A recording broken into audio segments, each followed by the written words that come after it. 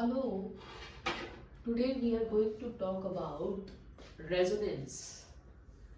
We are speaking about series LCR circuit in resonance. सबसे पहले तो रेजोनेंस का मतलब क्या है?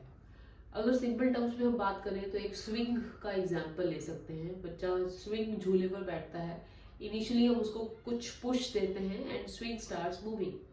That becomes it's natural frequency. अगर पीरियोडिकली उसी पुश या उतने पुश से ही हम फ्रीक्वेंटली उसको देते रहे फ्रीक्वेंसी, पीरियोडिकली उतने ही पुश पे उसको फ्रीक्वेंसी देते रहे स्विंग को, तो क्या होगा? स्विंग का धीरे धीरे एम्पलीट्यूड बढ़ना शुरू हो जाएगा और इस समय हम कहते हैं कि swing has come into resonance. ठीक है बेटा. उसी तरह से पेंडुलम की अगर बात लें तो पेंडुलम के केस में भी इनिशियली अगर उसको हमने स्विंग करवा दिया ए टू बी एक्सट्रीम पोजीशंस पर और उसके बाद पीरियोडिकली हम उतने ही अमाउंट से उसको फ्रीक्वेंसी से उसको पुश देते रहे तो it's amplitude starts increasing and we say that it becomes in resonance. अब एलसीआर सर्किट का रेजोनेंस में आने का मतलब क्या है कि जब एलसीआर सर्किट मैक्सिमम करंट अपने थ्रू एक्सेप्ट करता है एसी सोर्स की पर्टिकुलर फ्रीक्वेंसी पर, तब हम कहते हैं कि it has become an acceptor circuit. We say that the LCR circuit is accepting maximum current through it, so it has become an acceptor circuit. और उस समय हम कहते हैं कि वो रेजोनेंस में है. It is called then series resonance circuit.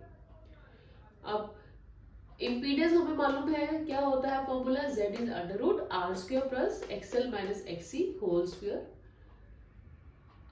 और अगर हम अप्लाइड सोर्स की फ्रीक्वेंसी न्यू बढ़ाते चले जाएं तो क्या होगा? XL which is omega L वो तो बढ़ेगा, पर XC which is inversely proportional to frequency वो कम होगा.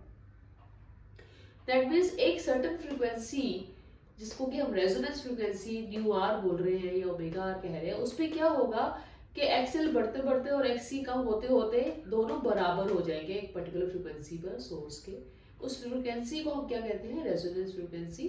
और जब ये दोनों बराबर हो जाएंगे तो equating the formulas we can find out कि ओमेगा आर का फॉर्मूला क्या बन जाएगा? 1/√LC या न्यू आर क्या हो जाएगा? लीनियर फ्रीक्वेंसी क्या हो जाएगी? 1/2π√LC. अब ओमेगा आर होने का मतलब क्या है? XL is equal to XC हो गया. दैट मीन्स ये पोर्शन तो हो गया 0 और जेड किसके बराबर आ गया? आर के बराबर हो गया. जेड आर के बराबर हो गया means something which was being added to it वो निकल गया, तो जेड क्या हो गया? मिनिमम हो गया.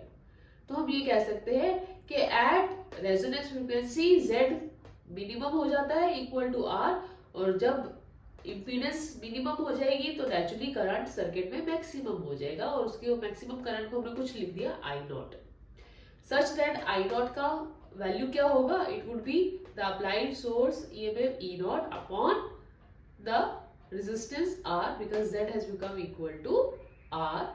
या हमें ये पता लग गया कि जो मैक्सिमम करंट है that is inversely proportional to resistance. मतलब अगर मैं frequency versus current graph plot करूंगी तो आई विल गेट कि जहां पर जिस भी ग्राफ में वैल्यू आर की स्मॉल होगी वहां पर मैक्सिमम करंट उस सर्किट का ज्यादा होगा.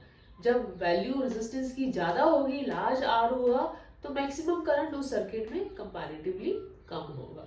ठीक है, वो होना भी चाहिए. रेजिस्टेंस कम होगी तो करंट ज्यादा मिलेगा, रेजिस्टेंस ज्यादा होगी तो करंट कम मिलेगा. ठीक है. अब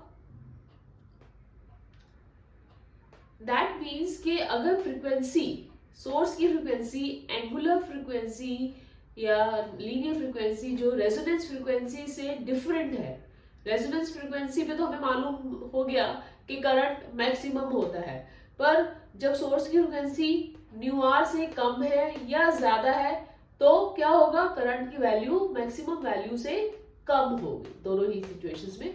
और अगर इसको हम ग्राफ प्लॉट करेंगे तो ये ग्राफ इस शेप का, बेल शेप का ग्राफ बनेगा, सच दैट इस ग्राफ में वी कैन स्टडी के at nu R resonance frequency current is maximum and when frequency is less than nu R और मोर देन न्यू आर, इन दोनों ही केसेस में आई जो करंट है वो आई नॉट से कम है.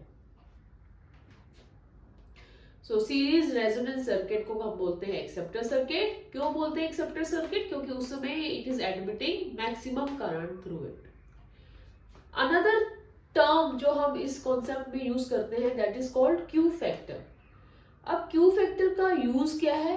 ये डिफाइन करता है sharpness of the tuning of the circuit, कि सर्किट जो है वो कितना शार्पली ट्यून हुआ है। अब मैं ये वर्ड यूज कर रही हूँ ट्यून। ट्यून से आपको वर्ड याद आएगा कि हम ये अक्सर वर्ड यूज करते हैं, रेडियो सेट की ट्यूनिंग करते हैं या टीवी सेट्स की ट्यूनिंग करते हैं इधर with the help of knob. अगर तो पुराने सेट से तो नॉब से उनकी ट्यूनिंग की जाती थी, आजकल तो रिमोट कंट्रोल से ट्यूनिंग करते हैं। तो ट्यूनिंग करने का बेसिकली मतलब क्या होता है कि जो भी स्टेशन हम कैच करना चाहते हैं वो फाइन वे में हमारे सेट में आ जाए, फाइन वे में हमारा सेट उस सर्किट उस स्टेशन को रिसीव कर ले, उस स्टेशन के सिग्नल को रिसीव कर ले। तो वो हम डिफाइन किस टर्म से करते हैं? Term Q factor. It is used to define the sharpness of the tuning of the circuit. Let's see in detail इसका मतलब क्या है। बेसिकली क्यू फैक्टर को हम फॉर्मूला से कैसे डिफाइन करते हैं? It is voltage across the inductor और the voltage across the capacitor upon the voltage across resistance at resonance. अब एट रेजोनेंस लिख रहे हैं तो इसका मतलब क्या हो जाएगा? VL हमें मालूम है ओमेगा एल होती है, और एट रेजोनेंस मींस ओमेगा कौन सा लेना है? Resonance frequency omega R L upon VR, that is voltage across IR। VR भी हो जाएगा IR, ऊपर भी आएगा I, तो I कैंसिल हो गया, we are left with omega R L by R, XL by R. उसी तरह से इसका भी हम वैल्यू डालेंगे, I कैंसिल हो गया, we are left with 1 by omega R, that is at the resonance frequency omega r times c upon r। इन दोनों को इक्वेट करेंगे तो again what we get the value for omega r which is the same formula which we are getting is कि resonance frequency का formula क्या आ गया? 1/√LC angular frequency. इस फॉर्मूला को अगर हम पुट करेंगे Q की वैल्यू में दोनों ही तरफ से तो will get Q is equal to 1/R√L/C। बेटा एक बात का ध्यान रखना कि Q is a pure ratio है, ये वोल्टेज अपॉन वोल्टेज, तो it has no units, it is just a number. Okay, अब इस फॉर्मूला को हम स्टडी करें तो विल फाइंड आउट कि जैसे जैसे रेजिस्टेंस इंक्रीज होगी Q is inversely proportional to R, तो Q जो है वो कम होगा। दैट मीन्स अगर किसी ग्राफ का Q वैल्यू ज्यादा है तो उसकी रेजिस्टेंस क्या होगी? स्मॉल होगी। लार्ज Q पे resistance is small, small Q पे रेजिस्टेंस इज लार्ज। अब as we can see the shape of the curve, जब लार्ज Q है तो कर्व जो है वो शार्पर है और थोड़ा नैरोअर है। जब Q की वैल्यू कम है तो we are having not so sharp और narrower curve at the resonance. ठीक है ना? जब अगेन आई रिपीट, जब Q की वैल्यू लार्ज है तो एट रेजोनेंस कर्व जो है शार्प है और नैरोअर हो रहा है, right, as compare to the peak. When small Q है तो शार्पर कर्व नहीं है।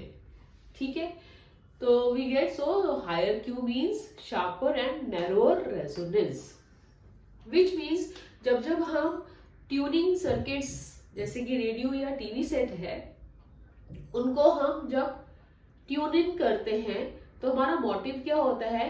दैट इज कि we should get a sharper curve और narrow resonance means higher value of Q so that we are able to get good resonance. Good resonance मतलब हमारा signal ये अच्छे से कैच हो and we receive good sound out of our radio set. अब numericals में Q factor को bandwidth delta W की टर्म्स में भी यूज किया जाता है, कई न्यूमेरिकल्स इसके बेसिस पे भी होते हैं। ये फॉर्मूला भी क्या है? Let's find out. Q is defined as resonance frequency omega R by delta omega. Delta omega का क्या कॉन्सेप्ट है? देखो बेटा, इसके अंदर we are plotting a graph of current versus angular frequency omega such that ये हमने पढ़ लिया है कि जब मैक्सिमम करंट आ रहा है आई मैक्सिमम, वो कब आ रहा है? जब एंगुलर फ्रीक्वेंसी ओमेगा आ रहा है। अब हम आई मैक्सिमम बाय √2 के अगर पॉइंट्स फाइंड आउट करें कर्व पर, तो वो पॉइंट आएगा, एक पॉइंट ए और एक पॉइंट आएगा बी, 2 पॉइंट्स आएंगे इस पर्टिकुलर वैल्यू पर। ठीक है, ये पॉइंट ए की हम एंगुलर फ्रीक्वेंसी डिटरमिन करेंगे, वो कुछ आ रही है ω1 और बी की आ रही है कुछ ω2। ये जो डिफरेंस होगा दोनों के बीच में ω2 माइनस ω1, इसको हम नाम देते हैं डेल्टा ओमेगा या बैंड विड्थ का, सच दैट ये सेंटर से delta omega by 2 half point यहाँ पर है और delta omega by 2 half part उसका यहाँ पर है।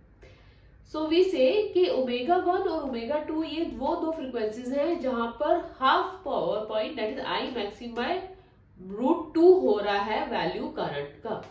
ठीक है, अब इसके बेसिस पे अनदर जो गुड क्वेश्चन पूछा जाता है वो ये है कि हम सबको मालूम है कि एयरपोर्ट्स वगैरह पे एंट्रेंस पे मेटल डिटेक्टर्स लगे हुए होते हैं। अब मेटल डिटेक्टर का क्या कॉन्सेप्ट है कि when a person passes through that doorway of metal detector and if that person is carrying certain metal with that with himself or herself, तो वो metal detector क्या करता है, वो sound produce करता है, alarming signal देता है that this person is still having some metal with him or her, right? तो वो सर्किट किस पे डिपेंड करता है, वो कॉन्सेप्ट यही है, रेजोनेंस का ही कॉन्सेप्ट है। हाउ इट वर्क्स, बेसिकली जो डोरवे पे सर्किट है उसमें सिंपली क्या है, कॉइल है ऑफ सर्टेन इंडक्टेंस L और साथ में कैपेसिटर C लगा हुआ है, इस तरह से L और C का एक क्लोज सर्किट बना हुआ है और सच दैट ये जो L और C का कॉम्बिनेशन है ये रखा किस पे हुआ है, it is adjusted so that it is at resonant, means resonance means XL is equal to XC, that is current is maximum in the circuit। ठीक है, impedance is less and current is maximum in the circuit। अब जब कोई metal piece उस circuit के through cross करेगा तो metal piece means change in magnetic flux, change in magnetic flux means EMI का कॉन्सेप्ट के इंडक्शन उसमें होगा, सेल्फ इंडक्शन होगा कॉइल में, तो उसके कॉइल की L की वैल्यू चेंज होगी, L की वैल्यू चेंज होगी तो नेचुरली अब वो रेजोनेंस में नहीं रहेगा सर्किट। ठीक है, और करंट उसमें से चेंज हो जाएगा, current will deviate from this maximum value I0। Current change होगा तो there is a alarming signal which comes out as a sound. So this is the concept of principle of metal detector.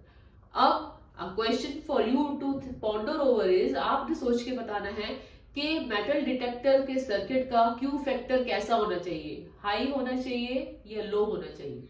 आप लोग मुझे comment करके इस question का answer जरूर दीजिएगा and do subscribe and share the channel @Kamal Physics।